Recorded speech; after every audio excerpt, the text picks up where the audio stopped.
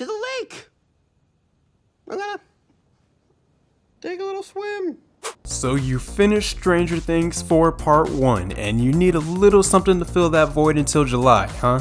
Yeah, I mean, I know I do too, I don't blame you. That's why I picked up this video. Here's Stranger Things 4 Part 1 ending explained and a bit of theorizing of what might come next. And as always, major spoilers ahead.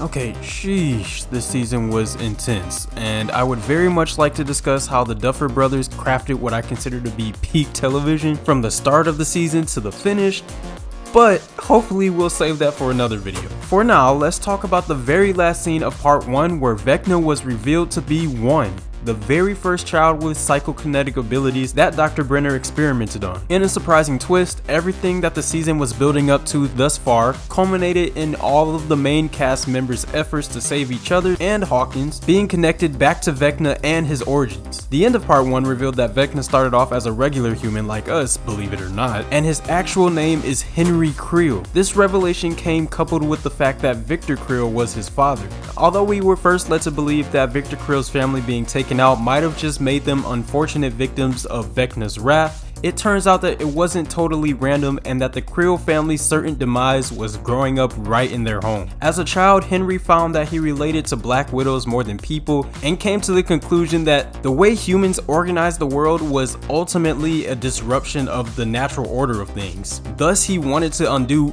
everything. Ah, classic villain. Unhappy with the world and wanting to remake their ideal version of it. After coming to this conclusion, Henry began training his psychic powers by hurting animals and tormenting his family. It's here where he first torments a person with their own guilt, that being his father, which is how he now targets his victims as Vecna. His mother catches on to the fact that it's him causing all this chaos and contacts Dr. Brenner in an attempt to get Henry and the family some much needed help. And yeah, things don't go as planned for Mama. Things almost go according to plan for Henry though, because his father is blamed for the family's passing, but Dr. Brenner still gets a hold of him and begins his testing on children with psychic abilities. It's here we learn why 11 and these experiments began in the first place. At some point during Dr. Brenner's testing, he realizes that he cannot control Henry, and the doctor, having control issues as it is, instead tries to replicate Henry's abilities in numerous other children, including 11. Speaking of 11, this season leads us to believe that 11 was the one that took out 2 through 10.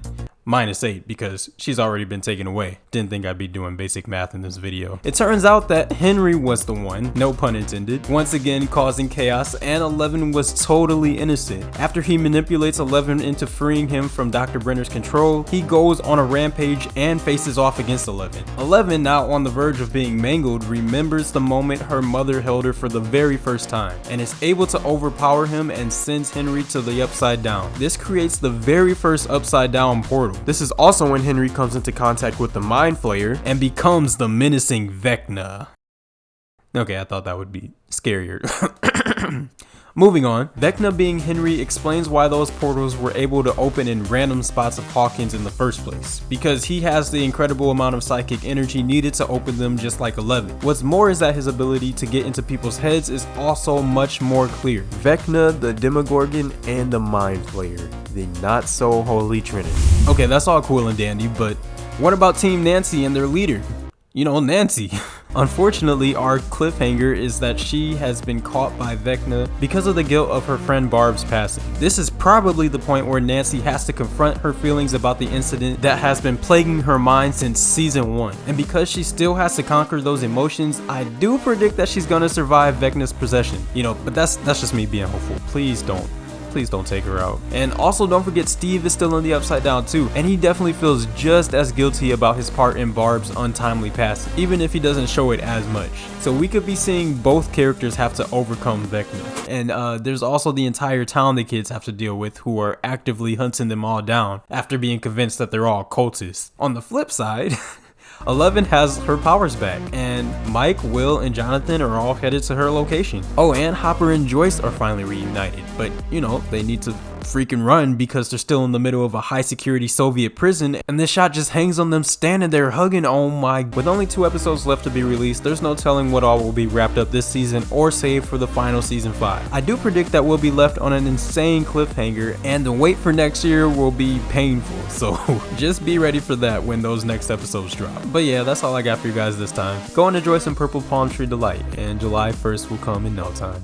Purple Palm Tree Delight. Right. Right.